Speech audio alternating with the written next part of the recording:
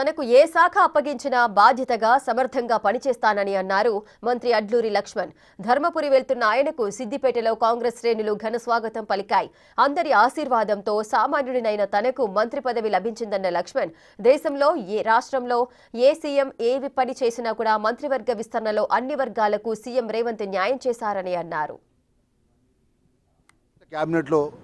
cabinet మంత్రి హోదా దొరకడం అనేది చాలా అదృష్టంగా భావిస్తూ ఒక సామాన్యమైనటువంటి కార్యకర్తగా ఈరోజు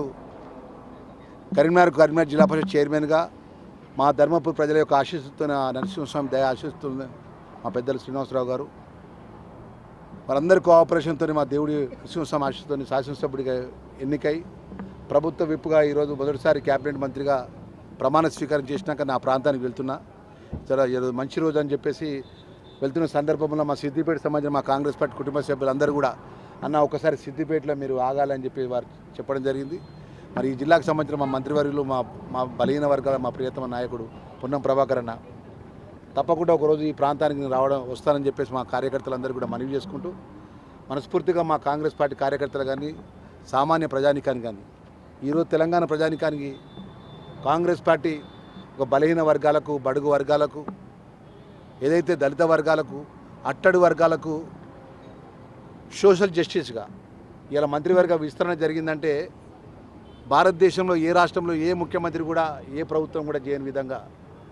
చాలా గొప్పగా అన్ని వర్గాలను సమన్యాయం చేసే విధంగా మంత్రివర్గంలో అవకాశం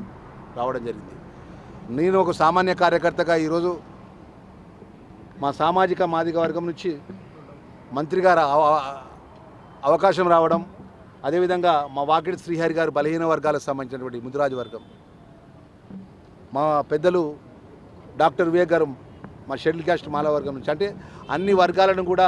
సమన్యాయం చేసేది కాంగ్రెస్ పార్టీ, పేదల పార్టీ కాంగ్రెస్ పార్టీ, బలహీన వర్గాల పార్టీ కాంగ్రెస్ పార్టీ అనేది ఏదైతే చెప్తుందో అదైతే అమలు చేసే విధంగా మా అఖిల భారత కాంగ్రెస్ పార్టీ నాయకత్వం లోపల మా మల్లికార్జున ఖార్గే గారు, రాహుల్ గాంధీ గారు, ప్రియతమ ముఖ్యమంత్రి రేవంత్ రెడ్డి గారు, మంత్రివర్గం అంతా కూడా తెలంగాణ ప్రజానికానికి ఇచ్చినటువంటి మాట ఏదైతే ఎన్నికల ముందు ఇచ్చిన సంక్షేమ కార్యక్రమాల విషయంలో కానీ అన్ని వర్గాలను కలుపుకుపోయిన విషయంలో కానీ ఈరోజు ప్రభుత్వం ఇచ్చిన మాట అమలు చేసి అన్ని వర్గాలను న్యాయం చేసే విధంగా ముఖ్యమంత్రి గారి నేతృత్వం ముందుకెళ్తానే విషయాన్ని